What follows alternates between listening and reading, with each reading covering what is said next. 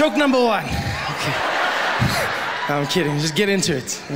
Don't waste time, straight into it. Welcome to the show, welcome everyone, welcome. How you guys doing? Thank you for coming, thank you. Yeah. Thank you for coming out. So good to see you here. It's been a wonderful journey. It's our last tour of South Africa for a while. Before I leave, go to America. I'm gonna go for 2 weeks. And then when I come back, I'm gonna be talking like this. I don't know why people do that. You know what the worst thing is? Is you talking like that. That's the worst thing. It's been so much fun, man, traveling around South Africa, you know, trying to write new material for a new show. It's always difficult. The easiest stuff to write, I find, is political stuff in South Africa. It's too easy now. It's become, you know, like you give comedians credit. You go, oh, he's so funny, but we're not geniuses. We really aren't. Like the guys in power, they do it all for us now. They're actually taking our jobs. It's not cool. It's not cool. Because soon you guys are gonna figure it out, and you're gonna stop coming to the show, and you're gonna start going to press conferences, and you're not gonna. Then you'll be like, oh, where are you guys going? On Friday? Oh, I'm going to the Zuma press conference, eh? Oh, bro, like, yeah, that guy is just, he's my favorite, eh? Yeah, can you sign my DVD? Can you sign my shirt? Sign my shirt. Yeah? It's absolutely crazy. I'm glad the rain stopped for a little bit. It's been heavy, you know? Roads have been flooded, and there's been lightning and thunder, and, you know, it's been crazy. These storms are everywhere. I find myself laughing these days when lightning strikes, you know, especially when it's those big ones where you feel like it can hit like the next road or something. Because every time I see lightning, I think of the MEC of the Northwest, MEC of Safety and Security. True genius, true comedic genius. Like, we all have our mentors, and, you know, I look up to guys like him. No, because he came out after, what happened was, there was a funeral on the weekend, and what happened was there was a lightning storm, and lightning struck the people at the funeral, and 9 people were killed instantly. There's nothing funny about that. 9 people dead, gone. Nothing funny at all, although it must have been a bit weird, because, like, you know, you're there because someone has died, and then it's a bit awkward now. You don't know if you carry on here or do you? You know, but it's a bit, you don't know. And then you're like, do you put them in? Because you know there's going to be like one uncle who's like, no, there's space, put him. I must buy another box. It's just like, you know what I mean? And if you've got like one of those possessive mothers, you know those mothers that love their kids, probably then she's crying and then everyone's like, and then they're dead, and then they're like, oh, then she's like, don't you dare, don't you cry for them, you don't cry for them. You came here for this, you came here, you save your tears and you cry where hey, they freshly dead, you can cry for them next week, you bring those tears here. But there's nothing funny about it,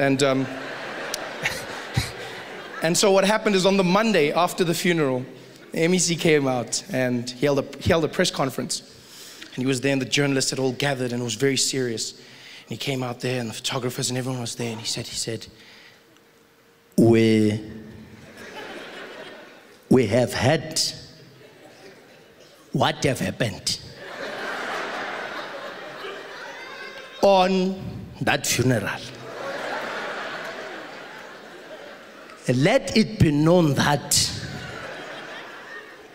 we will launch a probe and we will not rest until we know where does this lightning come from. Not rest. His assistant was probably like, up. He was like, we're up. We want to know where does it come from. I didn't even make the joke. He just said this. I just repeated it to you. It's like, you see. And now it's election time, which means politicians are out in full force, kissing babies. Helen Zizla's dancing again and speaking Xhosa. You know it's election time, you know? ANC comes out with a huge campaign. If you are not happy about service delivery, then you must vote for change. I'm like, but you guys are the ones. Yeah, but we'll change. We're like, so what, must we vote for someone? No, don't vote for someone else, just keep it here. Yeah, keep it here. Just keep it here. Oh, yeah, bring it back. Keep it here. Keep it here. Yeah, bring it here.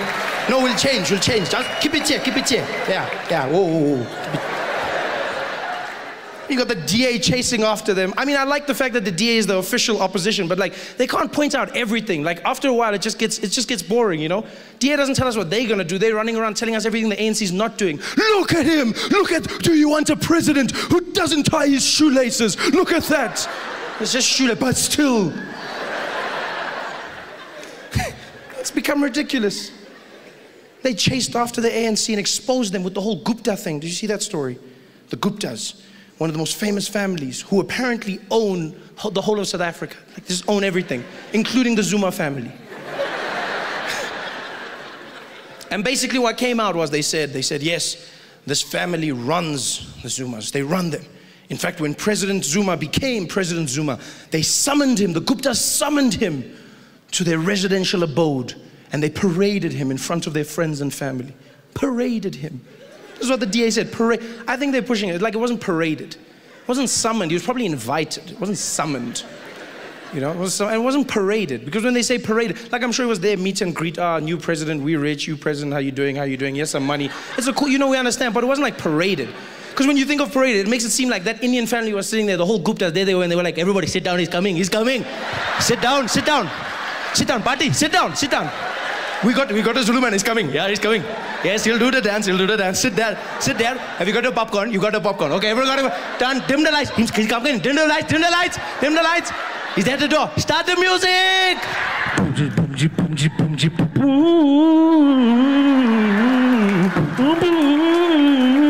Jacob Zuma. It wasn't paraded. He was invited. And the DA said, we need to investigate these claims. We need to investigate them. We said, would you? They said, we'd love to investigate. We will get the best investigators we can. And they did. The DA went out and got the best investigators they could find. Investigators so good, they found that the Guptas had also given the DA money.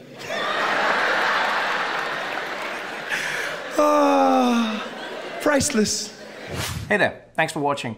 Now, all I need you to do is click on that little circle on your screen. Yeah, that one. Oh, yeah, just like that. Hold on. Yeah, click. Nice.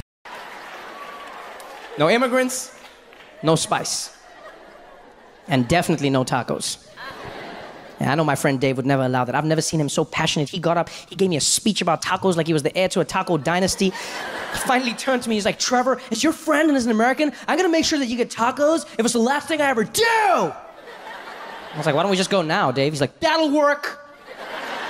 You know my favorite part of any conversation is when people think you're gonna argue with them, but you agree, and they've already chosen anger. Because nobody just changes their tone. Everyone has to stick in the anger for a while because they think it makes them seem less crazy. Like, it happens in relationships all the time. You'll have a fight that's not a fight. You know, just be like, God damn it, Karen, every time I ask for your support, you're not there for me and it hurts me sometimes. You know what, Bob, I'm sorry. No, don't try and thank you very much. I didn't think you would apologize, and so I chose this tone, and now I feel like an idiot. I'm gonna leave the room and reset. I wasn't gonna fight. I wanna have tacos. Let's go get tacos, Dave. So we rolled together, jumped into the car, and so we drove for about 20 minutes, right, to what I thought was going to be a restaurant. Instead, Dave pulls over into an abandoned parking lot. Kills the engine, looks over at me and goes, all right, dude, we're here. I was like, where? At my murder scene? I was like, no, dude, we're getting tacos over there. And he points, and in the corner of the parking lot was a truck. Right? A food truck, yeah, which I've now learned is quite common in America. In fact, some of the best food you'll find at a food truck. But at that moment in time, you have to forgive me, I was a little bit apprehensive.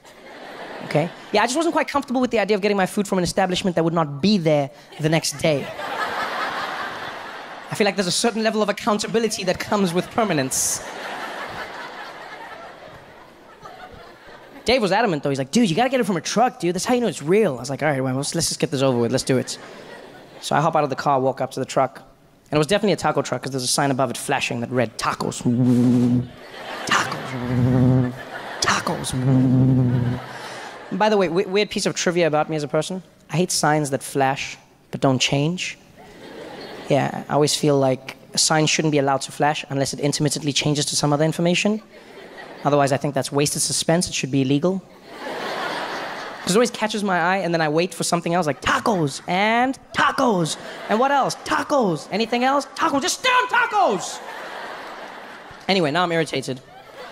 I walk up to the truck, and as I get there, this little dude pops out, and he was in a completely different mood to me. You could tell. He just popped his head. I was like, hey, how you doing, man? You want some tacos? I said, it would be awkward if we didn't. He says, what? Oh, yeah, of course, man, of course. But you never know. Maybe you want something else, yeah? I said, what else do you have, my friend? He said, no, nothing, man. It's a taco truck. I said, thank you.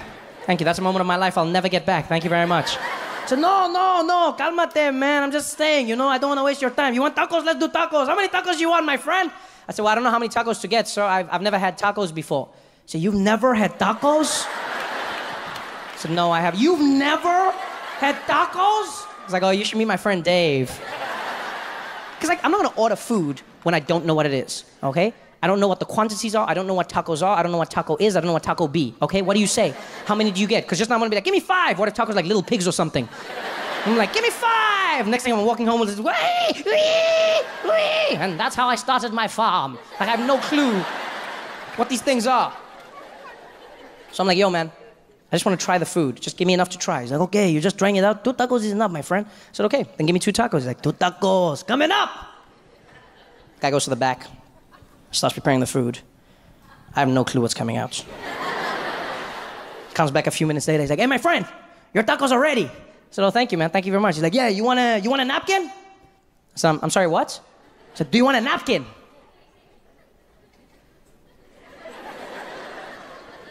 And now, LA. This is where it gets weird for me.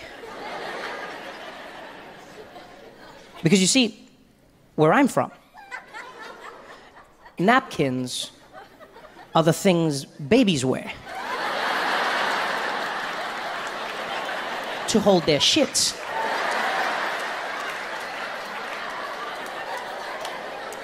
The thing for your mouth we call a serviette. But I didn't know that, so at this point, this man had just turned to me, offered me food, and then said, you want a napkin? I said, I'm sorry, I'm confused. Why would I want a napkin? So, man, for the mess, afterwards.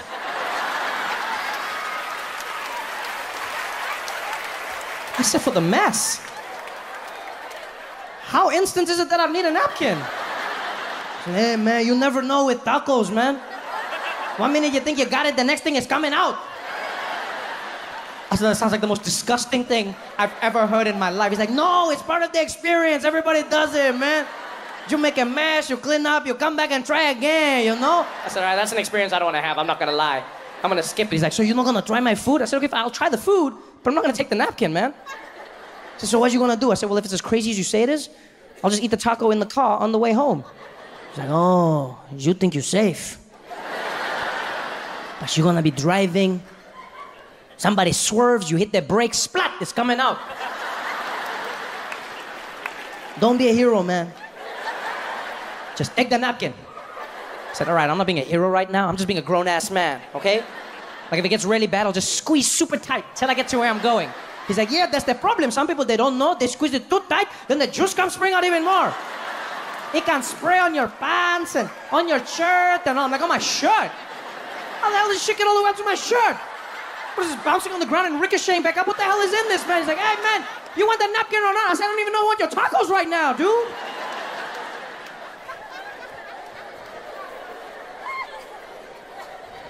So much stress.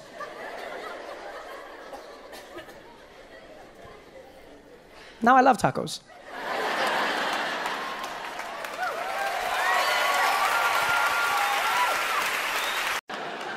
The newspapers say that. He's famous, so now people treat you like you're famous. They start saying weird things to you. Strangest things people would say to me. Trevor, well done on everything, eh? Congrats. But, even though you're going to America, don't forget us, all right? Don't you forget us. Like, I don't even know who you are. People would say the weirdest things to me. You know what the number one thing people have said to me? Number one thing? It's not good luck. It's, hey, Trevor, good luck over there. But whatever you do, don't forget your accent, all right? Yeah, please, don't pull a Charlize on us, okay? You keep your accent, man. Make us proud. Everyone said that. Trevor, brah. Hey, Trevor Noah. Hey, Massacre. Hey, man, you're making us proud, no? Yeah, man, you're doing big things for us, but I can ask you a favor, no? Don't lose your accent, no? Don't lose your accent. Yeah, when you come back from the States, you mustn't come back talking funny, okay? Please, brother. If you lose your accent, don't come back. You just threaten me? What does that mean, if you lose your accent? How do you lose your accent? People make it sound like you're going to be walking down the street and then just out of the blue, you'll be like, huh? My accent! I lost my accent! What the hell is my... Oh. Well, hello. No, that's not my accent. That's my accent. How are you going to lose your accent? I was stressed now. Because I don't want South Africans to think I'm not South African. I don't want them to think I've forgotten something. This is my home. Now I'm stressed coming home. I'm in the plane flying back to Johannesburg, and the whole time I'm just thinking, don't lose your accent, Trevor. Don't lose your accent. Don't lose your accent. Don't accent. Is that how I say accent? Accent.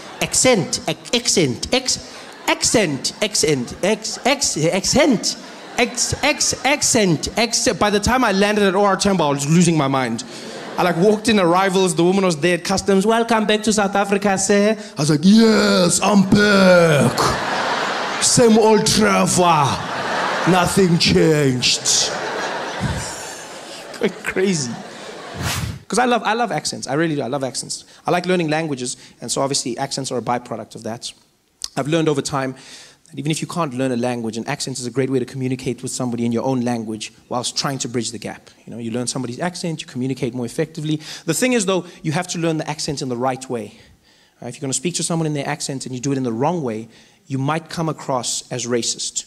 You've got to be very careful about this. White people in South Africa often fall into this trap. Yeah. It happens at petrol stations quite a bit. See people driving in with their friends, talking normally, sitting in the car. You know, so I mean, if we get all the numbers together, marketing should be behind this. It should be a breezer. You know, HR's stepped up, and it's going to be a great year end. Look, we try and make sure that. Oh, sorry, hold on. Hello, Baba. Hey, sharp man. Please put Lapo full tanky, eh? 95, unleaded, yeah. Also check our tires, eh? Pressure, pumpy, not too much, eh? 2.2, okay? Yeah, good jobby, yeah, sharp, donkey boss. Don't do that. He's a grown man. He's been pouring petrol his entire life. He knows what you need. Just talk to him like a normal human being. That's the thing people don't understand. Speak to him like a normal human being. I used to get so angry. Whenever I'd see white people changing their accent when they talk to black people, I get so angry. I was like, are all white people racist? Is that what it is? Oh, racist? And then I learned. Life taught me not to be so quick to judge. Yeah, I learned a valuable lesson. I was driving to Gold Reef City one day, into the backstage area, and the security guard came out to the boom, and he was like, hey, how are you, sir? Is your name on the list? I said, yes, how are you, Baba? My name is Trevor. He's like, okay, Chabal. I said, no, Trevor. He's like, oh, sorry, Chabal. I said, no, Trevor, Shalva. Trevor, Shalva. Trevor, Shalva. Trevor, Shaval. Trevor,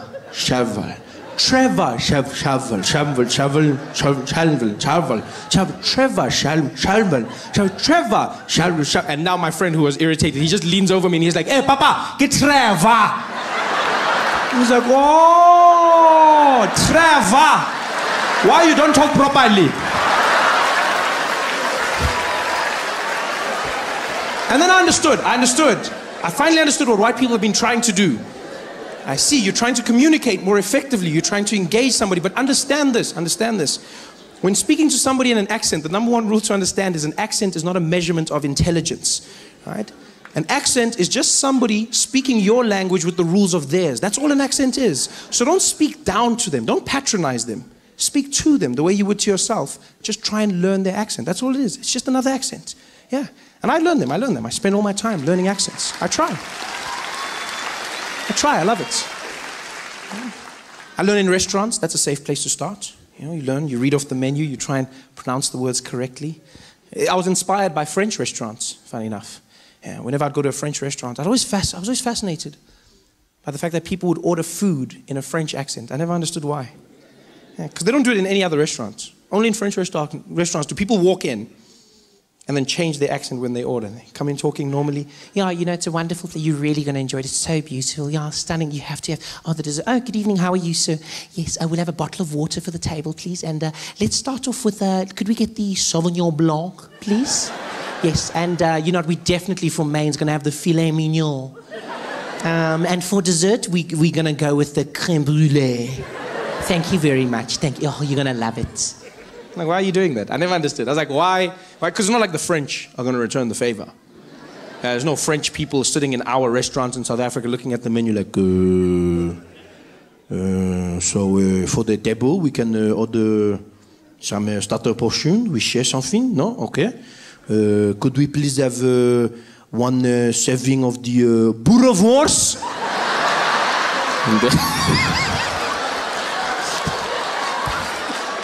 That's not gonna happen. But I've realized Americans have a very strange perception of Africa. I don't blame you guys though, you know. It's because of the images that you fed on TV, you know, the stuff that you see of us. You just get all these UNICEF ads, you know. Those infomercials, those are horrible. That's all I've seen of home, you know. Because you've got these people and they're really gaunt and they're skinny and they're just like, you know, and they've got the kwashiko and everything and they just look as horrible as possible. They just get there and, you know, they're shooting this and then Penelope Cruz will start talking as the woman's holding her starving baby in her arms and they'll come in and be like, every year more than 5 million children are starving in Africa. You can make a difference if you donate $10 a month. You can donate a family's life. And you can change everything. Look at this child. And they show you the kid and, you know, and they go in there. And I understand this is a painful thing, I understand. But I just don't understand the small elements. Why do they include that, you know? Why is it that in every single one of these infomercials, why do they always have to have these people with the fly? What is up with that fly? I don't understand it. What is going on with the fly? There's always the flies. And it's not just the flies in the shot. It's not just the shot. It's not just the flies there, but they've got the flies and they sit in a very specific place. They always sit on their mouth, like always on the top lip. It's always on the top. How do they get the fly? I've tried. It's very difficult to get a fly to sit on your top lip. How do they achieve this goal? I'm sitting there watching this, you know, and they always get it. It's almost like they don't shoot without the fly now. It's like, you know, it's like the flies become the watermark of a starving African. It's like a trained fly. Is this one of your Disney flies? Is it one of those? Come on, boy.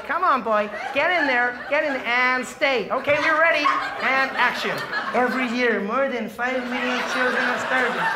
You can make a difference if you donate $100. It's just madness. What is it? And it angers me. It really does. I understand. There's people starving. Yes, there are people starving in Africa. I do understand this. There are people starving. But I don't understand why they need to make us look that bad. And yes, I will say it. They do make us look bad. They make the whole of Africa look bad. They make me look bad, and they make me angry. Because I grew up in a black family in Africa. And no matter how poor we were, no matter how hungry we were, no matter what, we could still do this. You guys have any questions? I love like the revelry of DC, you know? I just love the, you know, the Constitution. Every building here has like purpose, like meaning. You know, in other places it's just like, what's that? Ah, it's the dentist. And then here it's like, it was the nation's first dentist. Welcome to the show. Welcome to the show. How you doing? How you doing, everybody? How you doing? Welcome to the show. Yeah, you're looking late but stylish. I like this. This is good. Why are you late, brother? What happened? Say again? It's his birthday. Oh, okay. What does that have to do with him being late? But I love how you said that so confident. I said, why are you late? And she was like, it's his birthday! Like he's been saying that to you all day. Every time you ask him something, you're like, baby, why are you taking so long? It's my birthday! You made it seem like there was cause and effect to the situation. Why are you late? It's his birthday. You know how many candles he's had to blow out today? It's been a hard day for his lungs, Trevor. Happy birthday, brother. Happy birthday. Congratulations. How old are you today? 35. Yo, young man. All right, all right. That's a big age though. 35. What, did you do something special? Did you treat? Who are you with him, ma'am? Yes. Why did you chuckle first? I said, are you with him? She was like, yes. I don't know which way to read the chuckle, because it could mean either one. It could be like, of course, or it could be like, for now. I don't know which way to go with it. So why are you late, birthday boy? Why? Say again? You just drove from Philly? Okay, I'll take that. I'll take that, man. I appreciate it. Happy birthday, man. Thank you for coming out, my brother. I appreciate you. I really do. All the way from Philly. Now I will sing for you personally. Happy birthday to you. Nothing makes a black man more awkward than a song. Happy birthday to you. What's your name? Tell me your name real quick. Happy birthday, dear Atisi. Happy birthday. Wait, where's Atisi from? Where's that name from? Nigeria. Why are you burying the lead, Atisi? When I said, why are you late? You should be like, he's Nigerian. In fact, the fact that he's here in the first hour means we're Ali. I cannot believe that. How are you burying the lead like that, Atisi? No, 35 years old. Can you believe it? You have made it. Man, we're out here singing like a boring birthday song to you. You're from Nigeria. If I knew you were from Nigeria, I wouldn't have sang that. I would have sang like a Burna Boy version of it. You know what I mean? Happy birthday, birthday, happy birthday, yeah. I should answer that. Answer it. Who is it? Who? No, who is it? Who's calling? Oh, it's an alarm? Wait, you waking up now? What life do you live? What is it an alarm for? Say again? You work in construction. Okay, wait, so is someone gonna fall? What's happening right now? What's the alarm for then if you work? Now it's even more profound. So what is the alarm? Something you have to do for work. Okay, you can do it, I won't be offended. We'll wait, do it. It would be weird if like you don't do a construction thing because of me, and then like a week later we're reading in the newspaper, then like building falls down because someone didn't do the construction thing they were doing. Sources say she was at a comedy show and was afraid to, is it like it's some, if it has an alarm, clearly it's like it's important. What is the thing you're supposed to do? You'll tell me in private? What type of construction is this, girl? Tell me in private, do we need hard hats? You guys have any questions? How much money do you make per show? How much money do I make per show? All right, I'm gonna answer the question, but I first need to know, like, who did you come with? Who are you with? Are you with that gentleman? Yes. Are you his father, sir? And then are you the mom? Okay, you are confirming you are the parents. Okay, because I don't know, that seemed like a setup right there. Okay, do me a favor, what's your name, young man? Xavier, do me a favor, Xavier. Stand up on your chair, ask your dad to balance you. Stand up on your chair and face everyone and tell me this doesn't look like someone was about to be like, are you my father?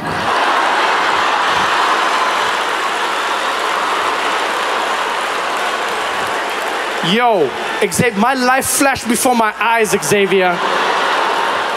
My life flashed before my eyes. I was like, wow. I didn't think it would happen like this. Damn, Xavier. But I answer you the same way I answer my little brother, because when I tell him like actual amounts, then he doesn't treat money with respect. So it's a like, what do you need to buy in your life, Xavier? V-Bucks. A what? V-Bucks. V-Bucks in Fortnite. Yeah. Oh, yeah. So I have enough to buy like a lot of skins. Yeah, I can buy like a lot of skins, Xavier. Yeah, like I can emote for days. I'm in there, Xavier. Wow, that I'm not even joking. You guys, you don't understand what I'm looking at right now. There is a little me with an afro sitting in the second row.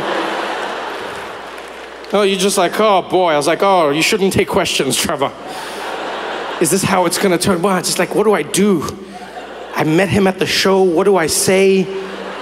Where have you been? What do you mean, where have I been? I don't know you. Why did you leave me? Oh, goodness, Xavier. I was going out for lunch downtown Los Angeles with a friend of mine. My friend David, he's like, yo, Trev, you want to get something to eat? I said, what should we get? He's like, Mexican food, dude. Got to get Mexican food. Like, I've never had Mexican. He's like, what? You never have Mexican food? I said, no, I don't have, because we don't have Mexicans in South Africa. They never came over. He's like, yo, dude, you got to have tacos, man. You're missing out. You got to have tacos. I was like, okay, let's go get tacos. I don't even know what these things are, you know? We go out. It's not even a restaurant. It's just a truck parked on the side of the road, a taco truck. You know this because there's a big sign above it going, tacos, tacos, tacos. So I'm standing in the line waiting. There's a lot of people. It's really popular. I finally get to the front of the line. The guy comes to the window in the truck. He's like, hey, you want tacos? So, well, it would be awkward if I didn't. You know? He's like, hey, I don't know. Maybe you just want a Coke or something. I said, no, I wouldn't come here for a Coke. I came for tacos. Give me tacos. It's okay. How many tacos you want? I don't know what they are, so just give me one. So we say one taco. He's like, one taco coming up. He goes and he prepares it, does his thing, comes back and he's like, hey, here's your taco, friend. I said, thank you. He's like, yeah, you want a napkin? I'm like, what? He's like, you want a napkin? And now on our side of the world, a napkin is that thing babies wear to hold their shit. So he was trying to say serviette, which is what everyone in the world says except America, serviette. So he goes, you want a napkin? I said, why the hell would I want a napkin? He says, hey man, for the mess afterwards. I said, for the mess? Is it that instant that I'm gonna need a napkin? He says, yo, you never know with tacos, man. 1 minute you think you got it, then it's coming out. I said, well, that's disgusting. I said, no, it's normal. Everybody does it here, man. It's part of the experience. I said, that's the problem with your country, my friend. Where I'm from, that is disgusting. I do not need a napkin. I'm a grown man. I can control myself. He said, hey, what you gonna do? I said, I'll just eat it in the car on the way home. Then I'm safe. He said, hey, then you make a mess in the car, man.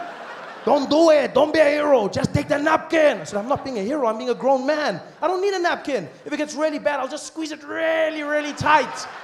He says, yeah, that's the problem. Some people, they don't know. They squeeze it too tight. Then the juice comes spraying out even more, man. It can spray all over you, on your pants and on your shirt. I'm like, oh, my shirt? How the hell does this shit get all the way up to my shirt?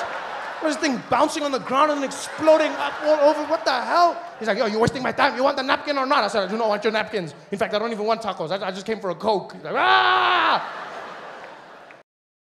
Both had that thing in the voice. When Nelson Mandela would speak, a room would silence. You could feel the energy. I believe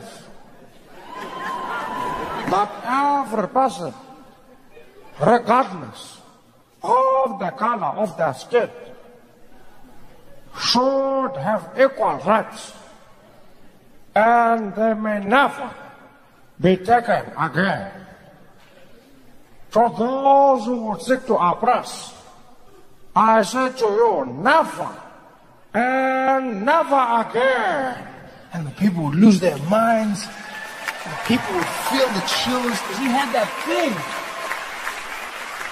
Like Nelson Mandela. Nelson Mandela was destined for greatness because of that voice. You could not be a normal man with a voice like that.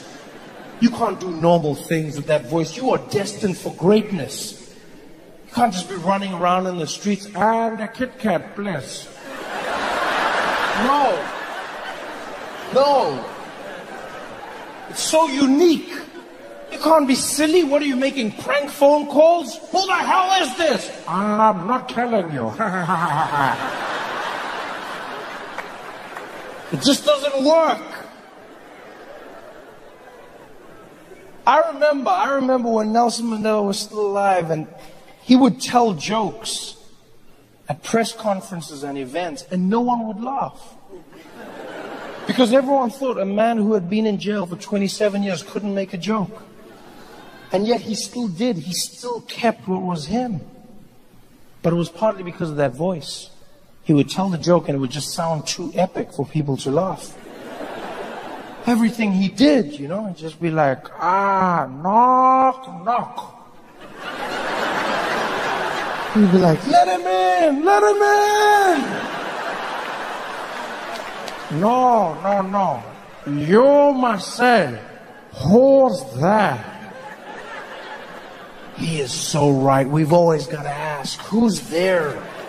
Who's here? Who are we? Oh my God.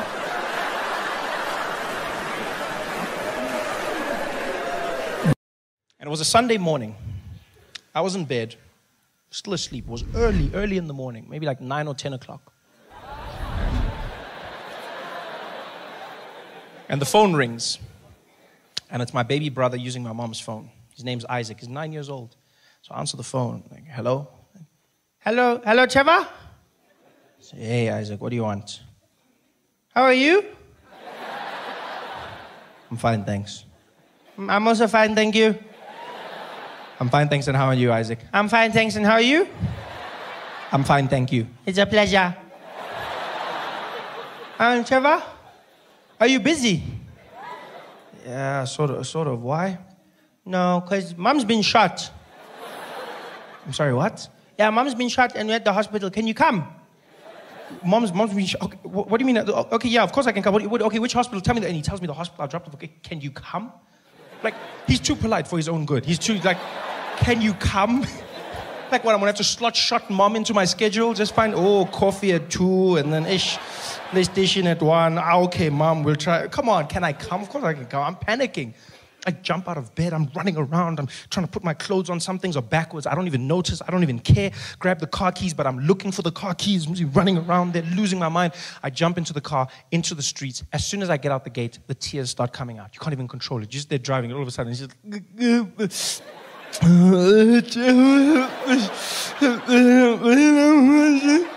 I'm driving, I'm trying to hold it back, but then I get to the traffic lights, the robot is red, and I just let it out. It just comes out. No, don't wash my window. No. Hey, no, hey, no, no, And there I am, driving to the hospital like a madman. I get there, jump out the car. My brother's standing there, the emergency section. I see him outside. He's just standing like nothing happened, looking around. I go, Isaac, what happened? He's like, Mom, she's getting shot. She's inside. So I'm like, okay, are you okay? He's like, Mom was shot, not me. No, that's not what I'm saying, you idiot. Whatever, I'm coming back. So I run inside. My mom's in the prep area. All the doctors are standing around her. There's blood everywhere. I'm looking at the doctors. And just by the way, doctors are not as good looking as they are on those TV shows, eh? No, like they set the bar really high. Because I was shocked. I ran and I was like, what the hell's... Sorry, that was inappropriate. What's happening here, guys? They're like, sir, you need to leave. I said I was sorry. Come on, that's what's happening. Like, no, sir, you can't be here. Please leave, please. I'm like, whatever, okay. So I go outside. The nurse comes to me. She's like, Mr. Noah? I said, yes. Okay, Mr. Noah, we've got your wife stabilized right now. And I said, my wife? She says, yes, that's Mrs. Noah, right? Yes, that's my mom. Oh, I'm sorry. I thought, why would you think she's... Come on, hold on. You think I would... I mean, she's cool, but I mean, like, have you seen the girls? I should show you the picture. Oh, well, I'll show you the pictures afterwards. What's going on? She's like, okay, Mr. Noah, your mom's just been stabilized and we're going to have to start thinking about surgery. She's been shot in the head and she's been shot in the lower buttocks region. This is a very serious thing. I'm like, yes, it is. Okay, so what's happening? Well, we just found out that she doesn't have medical aid. So what? She says, yeah, she doesn't have medical aid. Now, my mom always had medical aid, always. But now it turns out she canceled it a few years ago. I didn't know this. She canceled it because she never gets sick. You know those people? I just never get sick. I never get sick, Trevor. I never, ever get sick. I don't know why I have this. I never get sick. Yes, but you didn't think of bullets.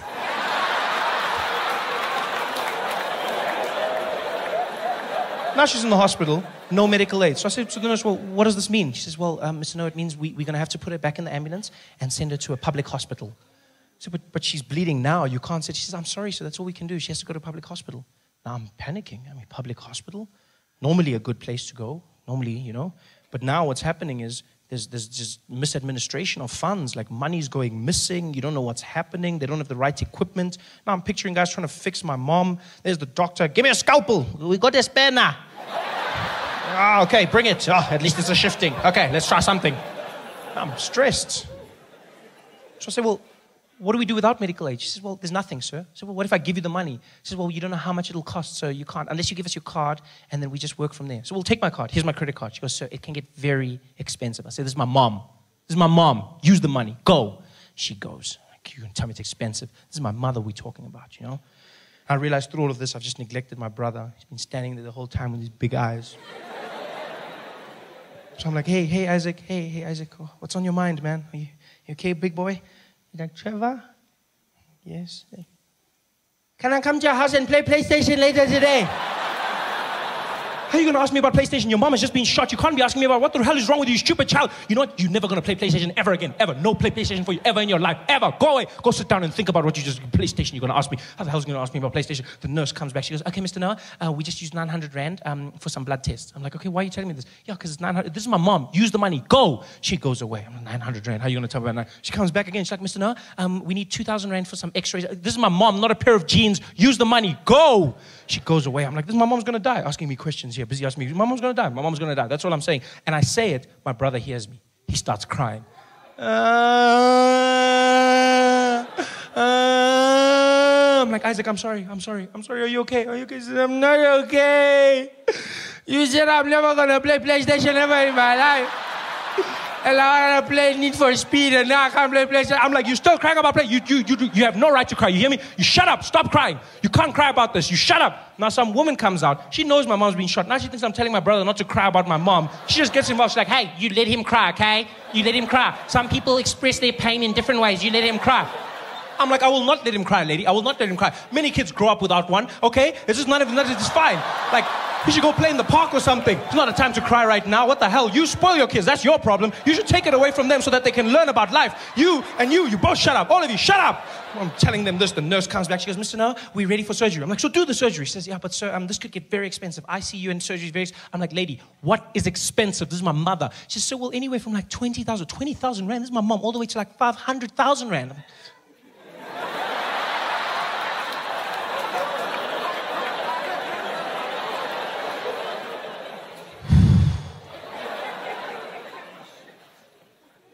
Yo, but she's lived, eh? I mean, she's like, what, 56, 57? I mean, it's almost finished. I mean, you know? Even she says she's old. I mean, you know? You said the bullets in the head, and head, it's finished. Yo, because now we need to pay for the funeral, and we need to buy scones for everybody, and this guy needs a PlayStation, you know? So, I mean, I don't know if... She's like, sir, we need the go-ahead, otherwise we can't do anything. I said, okay, well, you know, use the card, just use the card. We'll handle the debts. She goes away. I'm stressed. Because I've seen this happen to people. Go into a hospital, you don't have enough money, use your credit card, next thing you're in debt for years, and the person could die. Yeah, the person dies. And when they die, the doctor doesn't give you your money back. No. No, he doesn't. Yeah, because he tried, and that's all he has to do. You'll get there and be like, doctor, did you win? Be like, wah, wah. And your money's gone. That's all I was stressed about. But the most amazing thing happened.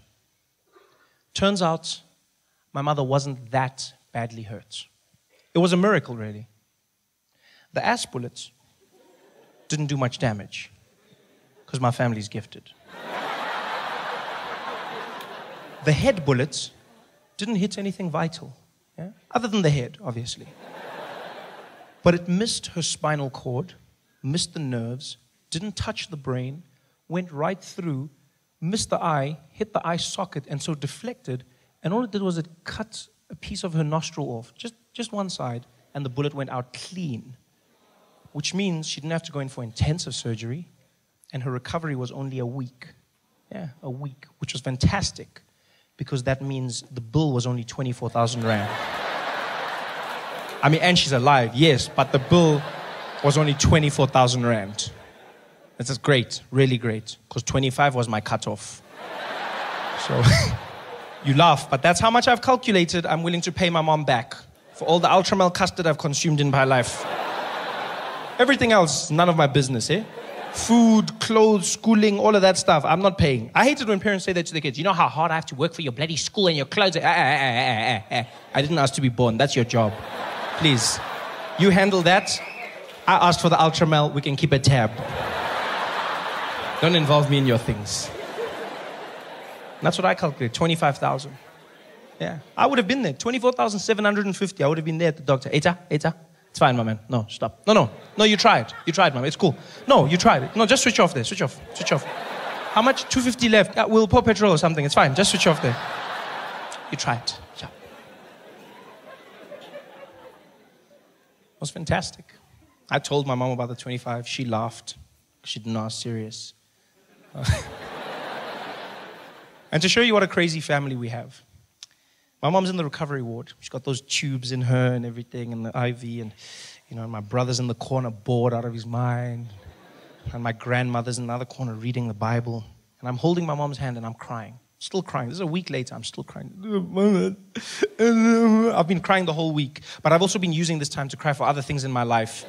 No, because as a man, you need to know when to cry. You loop it all together and you just cry at one time. It's like we cry in bulk. You got to understand. You cry. You don't just cry one. Cry in bulk. Yeah. So I'm crying for everything. And my mom looks at me and she goes, shh, Trevor, shh, don't cry, baby. I said, no, mom, I'm going to cry. You're shot in the head. And she says, no. Look on the bright side. I said, what bright side? She says, no, at least now because of my nose, you're officially the best looking person in the family. I was like, oh, by default. I just got back from Atlanta. It was 107 degrees Fahrenheit. Hottest weather. The worst thing is everyone comes up to me and they go, well, you must be used to this being from Africa. And no, I'm not. I'm from Africa, but that shit is hot. That was just, no. I was scared to go jogging because I thought if I ran out in the streets and fainted, wouldn't the local news love that? I'd be running and I'd fall down in the heat. They would have their vans reporting live. They'd be standing there going, so hot in Atlanta, even Africans are fainting. So I'm enjoying this.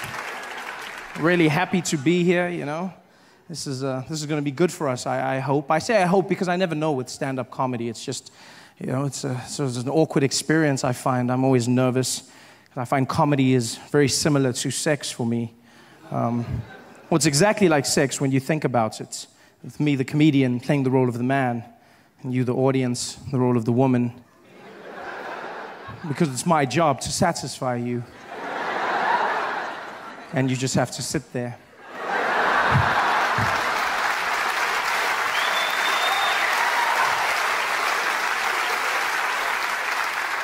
And then, just like sex, my success or failure will somehow be determined by how much noise you make during my performance.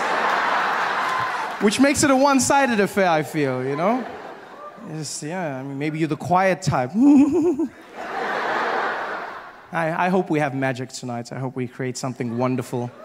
For many of us, it's our first time together, and that means it might be awkward. I understand this. And if that's the case, I want you to know that I'll look into your eyes, I'll see that I'm freaking you out, and I'll stop. I'll stop. And I'll flip you back over and we'll go back to the simple stuff. Okay. I've been in America for a few months now, and I'm really just thrown by the place. It's not what I expected at all. Different from the brochures and the pamphlets. There's many assumptions I had about America before I came here, and I've come to learn that those were wrong. For one, I just assumed people spoke English here. It's far from it. It's not, it's not so much the language, so much as the pronunciation of words that throws me off. It's just what Americans have done with the language. You guys have just, wow, you've done something. You've put 22s on the English language. You've got rims that just pimp my language. That's what you've gone with, I don't understand. I was chatting to this woman downtown the other day. She came up to me and she wanted me to see something. I don't know what, though. She was like, oh my God, look over there. I said, look over what? She's like, over there. Look at that her. And I said, her? She's like, no, her. Look, there's two of them. I understand nothing, even the small words, just the pronunciation, you know, small things that get you by. For instance, I pronounce the opposites of uncle as aunt. I say my aunt. Out here, you say my ant, which to me is an insect, which made me look like an ass when my friend told me his aunt died. And I was like, so what? There's tons of those out there. What a great way to end a friendship. I couldn't get help the other day when searching for a battery for my remote control, because that's what I say, battery, a small form of power. So in America, you say battery, which to me is a different form of power. Sponsored by Chris Brown.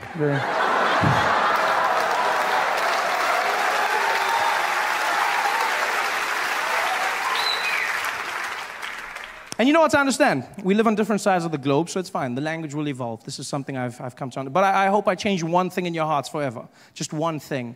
And that is that animal in the wild that looks like a horse. It has black and white stripes. Yeah, do me a favor. From now on, please, it's not zebra, okay? It's zebra. Yeah?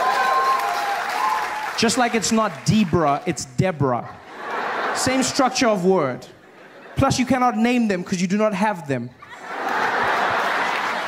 Zebra. This is madness. Everything out here is different. Do you know how hard it is to learn when you come out here? You have to change everything. There's the measurement system, which is just, I mean, America, you guys have your own thing, the imperial system, you know? On my side of the world, we use the metric system, and by my side, I mean the rest of the world, you know? We have the metric system, which is, amongst other things, very efficient. It's a very simple process. You know, everything goes into each other. And out here you have imperial, which is fine. I mean, I won't judge you. If you want to be imaginary, that's up to you. But I just feel like there's some consistency that's needed. Small things. Like, for instance, when we abbreviate our small measurement, milligrams, we use mg, milligrams. Mg, milligrams. And you guys have ounces, which you then abbreviate OZ. There's no Z in the word, ounces. I don't know. That's pale in comparison to what you've done with pounds. That for me, please explain to me how the abbreviation for pounds became LBS. LB, pounds. I look like the idiot walking into the store going, could I please have the 2 labs bag of sugar? Guy was like, you mean pounds? I said, I don't see the P, no, I don't. He said, well, it means pounds. It's not LBS. A lot of bullshit. That's what it stands for. This is horrible.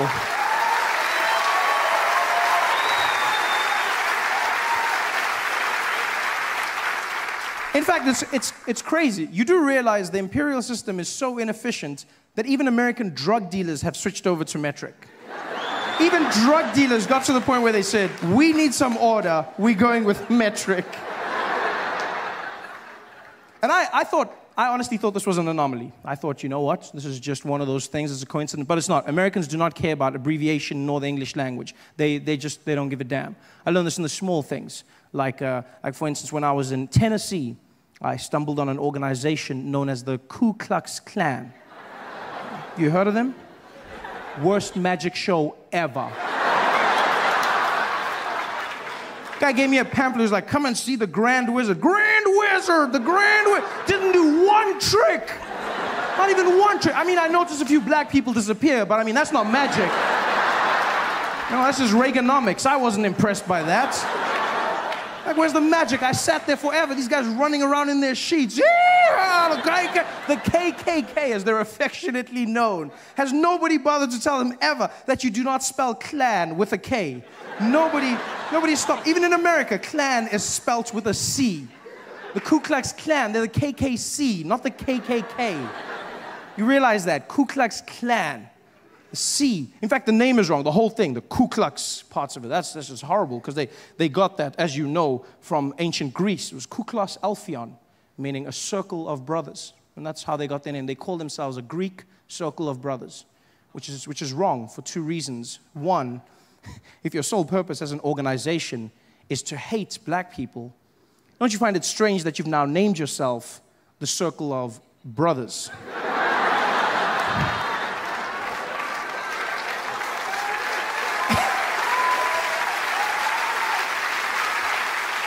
And secondly, do they realize that in ancient Greece, circles of brothers were doing very different things with one another? Very loving, very, you know, yeah. If they were really a Greek circle, the sheets would be a bit higher up, you know, just more of a, yeah, maybe one more hole. They're not a... Hey guys, thanks for watching. Make sure to subscribe to my channel so you can win cool prizes. And by prizes, I mean surprise. There's no prizes. It's a free YouTube video, you greedy. Just click the video, man. Why you want free things on free things? Because you see, Jacob Zuma, unlike the rest of us, doesn't conform. He doesn't conform to the norms, you know? Doesn't conform to the laws of grammar and punctuation as we mere mortals. No. No. Not our president. Comma, for who? For you, maybe, not me. Comes out there, confidence, cadence, wherever he pleases, reading out.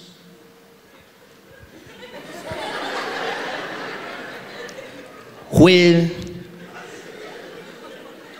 have and always will be proud members of the ANC. And as such, we are proud supporters of the development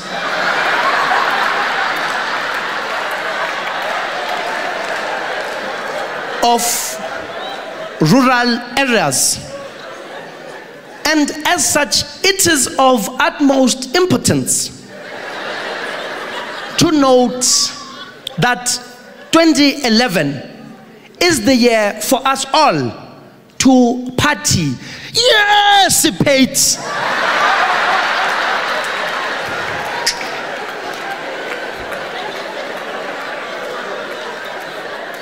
And so forth. Let it not be a blame game. Let us understand that I, Jacob Zuma, am not a country on my own.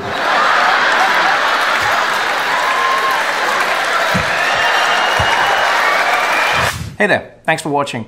Now, all I need you to do is click on that little circle on your screen. Yeah, that one. Oh, yeah, just like that. Hold on.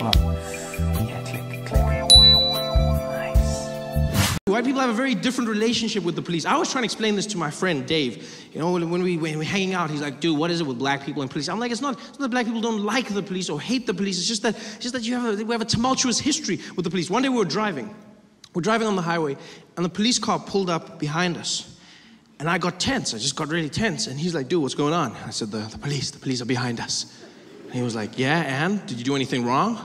I said, "That's not the point." Because it really isn't. For white people, that is the point. The police will send you to jail if you do something wrong. As a black person, you have a different relationship. The police may send you to jail just because. I know this because I was driving. I got pulled over by the police for the first time in my life in America. And already I'm not very comfortable when driving in the United States, you know, not because of the other side of the road, but because of the other side of the car. I'm not used to that. You know, I always get into the car on the wrong side. I'll be shopping and I'll come back to my car confidently and I'll jump inside and put the things down and then I'm like, ah. And then instead of getting out, I sit there. I always just sit there. Because I always think somebody's watching me, so I just sit there. And I act like I planned it all, like, where is my driver? Where is my driver? He should have been here by now. Where is my... Oh, well, I guess I'll drive myself. I don't know why I do that. I'm not comfortable. But you have to drive in Los Angeles. So I had a little rental car, and I'm driving on the freeway, and this police car pulls up behind me, and he drives behind me for a little bit, and then he flashes his lights. And I was like, oh, he probably wants to go past. And so I moved over to the middle lane, and then he came with me. And he flashed his lights again, and I was like, oh, come on, just go past me, man. Just go past me. And I went back to the fast lane. He came back with me, and he was the flashlight, and this time he's like, whoop, whoop, whoop, whoop, whoop. And I was like, yeah, go past. You keep doing with me, go past. Because I didn't think he was stopping me. I thought it was basically the vehicular equivalent of that moment on the sidewalk when you both don't know which way to go. I thought we were doing that with our cars. Like, I thought that was happening. And clearly he thought that I was evading him in the most polite manner ever. Because he gets irritated and he's like, pull on the side of the road, pull on the side of the road. Now, I couldn't hear what the hell he was saying. I'm not gonna, which I think is part of the problem. I don't think it's fair that police have speakers on their cars and we don't. I think this is a recipe for disaster. That's the first step in mending relationships, is communication, people. I don't know what the hell that guy was saying, but I couldn't tell him. He was like, pull on the side of the road, if I had a speaker, I would have had the ability to be like, sir, I cannot hear what you're saying. Enunciate your words, please. Enunciate your words. Speak clearly. I said, pull on the side of the road. No, use your words, buddy. Use your words. Talk to me. Talk to me. What do you need? Pull over. Pull over. I'll be like, okay, I will be pulling over right now. Thank you very much. Like, it would be more effective. But I didn't know. So I'm then, he's like, pull over. I'm like, I don't know what the hell you want to do. I'm like, what are you talking about? He's like, pull over. And I panicked. And so I stopped. I pulled over right there where I was on the freeway, which apparently you're not supposed to do. I didn't know this because I just know that police tell me to do something, I do it. So he said, pull over, and then I stopped. And then he was like, don't pull over there. Then I was like, well, you should have been more specific. You can't tell me to pull over, and then tell me to not pull over. You should have said pull over at a time that is more appropriate. You can't just tell. Now I'm panicking. He's like, get back into the road. I'm like, this guy does not know what he wants. I'm going back. Now I'm back in the road. And then he's like, take the next exit. And now we're driving. And now he's guiding me along. It's like I had a really angry GPS. It was the weirdest thing ever. And so like he's driving me like, make a right at the lights, make a right. It's like I chose angry cop on my ways. That's what it felt like. He's like, turn left, oh no, I said left, turn left, no, recalculating. When it is safe, Mickey.